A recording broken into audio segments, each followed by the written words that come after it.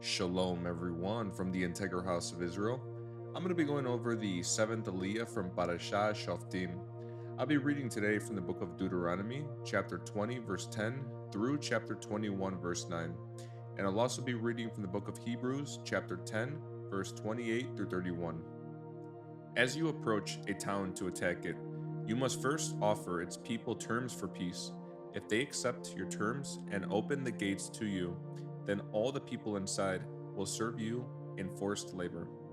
But if they refuse to make peace and prepare to fight, you must attack the town. When the Lord your God hands a town over to you, use your swords to kill every man in the town, but you may keep for yourselves all the women, children, livestock, and other plunder. You may enjoy the plunder from your enemies that the Lord your God has given you.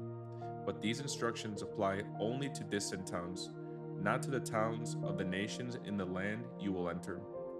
In those towns that the Lord your God is giving you as a special possession, destroy every living thing. You must completely destroy the Hittites, Amorites, Canaanites, Perizzites, Hivites, and Jebusites, just as the Lord your God has commanded you. This will prevent the people of the land from teaching you to imitate their detestable customs in the worship of their gods, which would cause you to sin deeply against the Lord your God. When you are attacking a town and the war drags on, you must not cut down trees with your axes. You may eat the fruit, but do not cut down the trees. Are the trees your enemies, that you should attack them? You may only cut down trees that you know are not valuable for food. Use them to make the equipment you need to attack the enemy towns until it falls.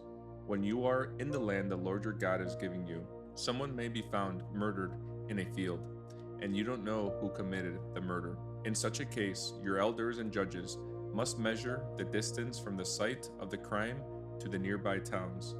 When the nearest town has been determined, the town's elders must select from the herd a heifer that has never been trained or yoked to a plow. They must lead it down to a valley that has not been plowed or planted and that has a stream running through it. There, in the valley, they must break the heifer's neck.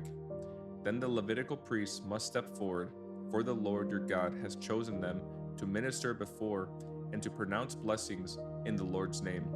They are to decide all legal and criminal cases. The elders of the town must wash their hands over the heifer whose neck was broken. Then they must say, "Our hands did not shed this person's blood, nor did we see it happen. O Lord, forgive your people Israel, whom you have redeemed. Do not charge your people with the guilt of murdering an innocent person."